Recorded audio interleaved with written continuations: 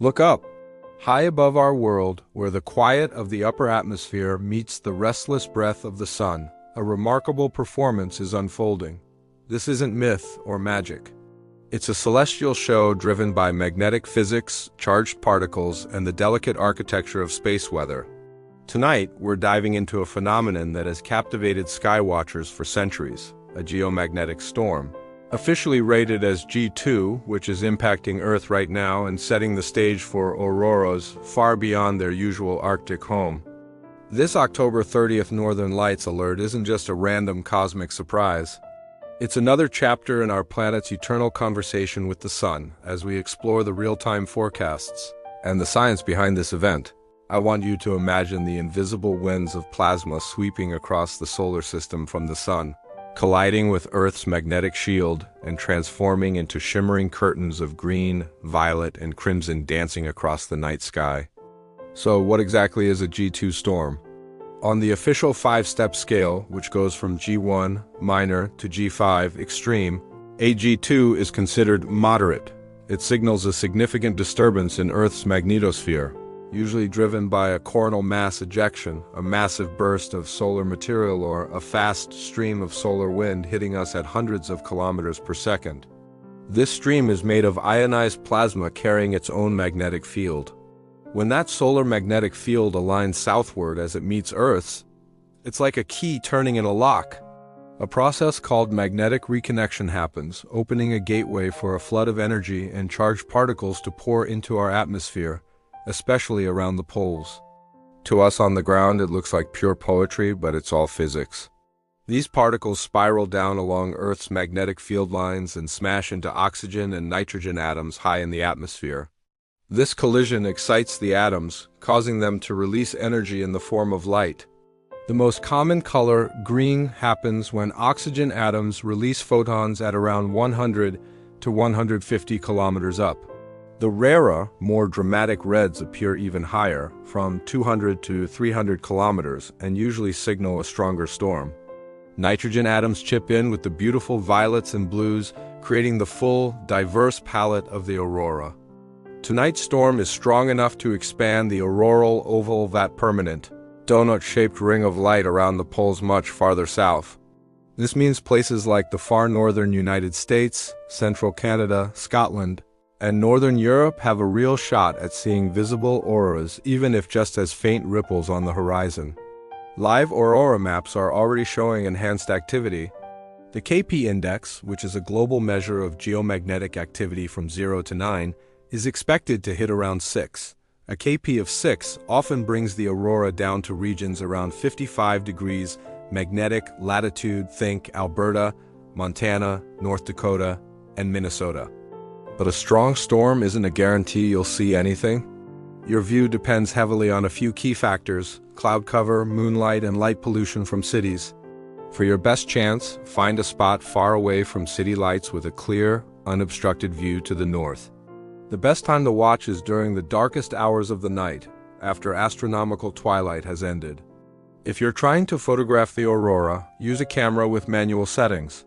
A long exposure, a wide-open aperture, and a higher ISO will help you capture the faint light that your eyes might miss.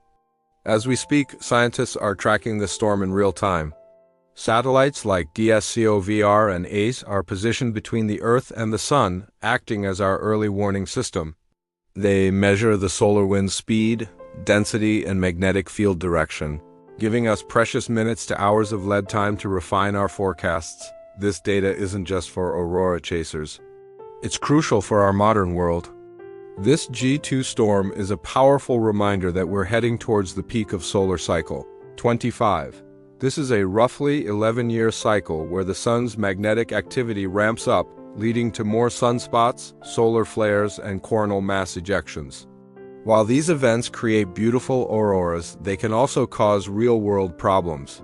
They can disrupt radio communications, mess with GPS accuracy, and in the most extreme cases, even damage power grids on the ground. A moderate G2 storm like this one can cause minor voltage alarms on power grids and interfere with high-frequency radio signals, which is particularly important for aircraft flying over polar routes.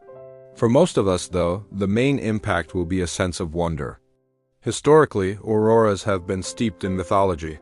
Vikings saw them as the shimmering reflections from the shields of Valkyries. Some Native American cultures believed they were the spirits of ancestors dancing in the sky. In medieval Europe, they were sometimes seen as terrifying omens of war or famine. Today, our understanding is scientific, but the fascination is just as strong. We study them not just for their beauty, but because they are a visible window into space weather. Understanding these solar-terrestrial interactions is critical for protecting the technology we all rely on, from our phones to our power supply. So, picture the sun's surface right now, a roiling sea of plasma with magnetic fields twisting and snapping like giant cosmic rubber bands. A flare erupts, sending a stream of energetic particles our way. A dark patch, called a coronal hole, opens in the sun's atmosphere, blasting a high-speed wind toward Earth. When this solar wind hits our magnetic field, it reshapes our ionosphere, sends ripples through our magnetotail, and converts that invisible solar energy into visible, electromagnetic art. This storm, while not extreme, is a perfect reminder that we live in a dynamic cosmic environment. We are passengers on a magnetized planet, subject to forces far beyond our control, but increasingly within our ability to understand. As clouds drift and the Earth turns, the auroral oval will pulse with light.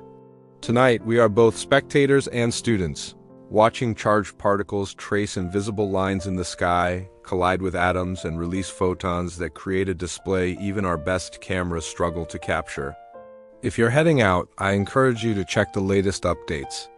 Look for auroral probability maps, local cloud cover forecasts, and real-time magnetic data. Don't just watch the sky. Understand what you're seeing.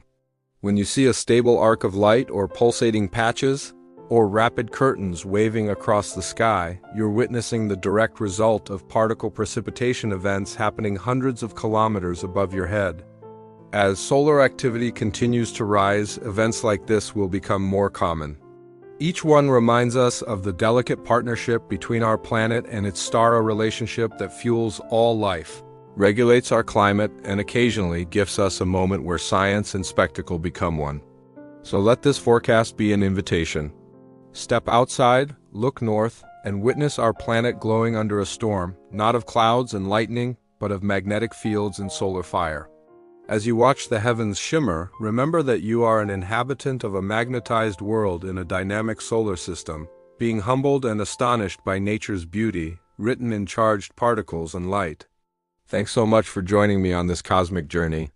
If you enjoyed this and want to learn more about our amazing universe, be sure to hit that like button and subscribe for more updates. Stay curious and clear skies.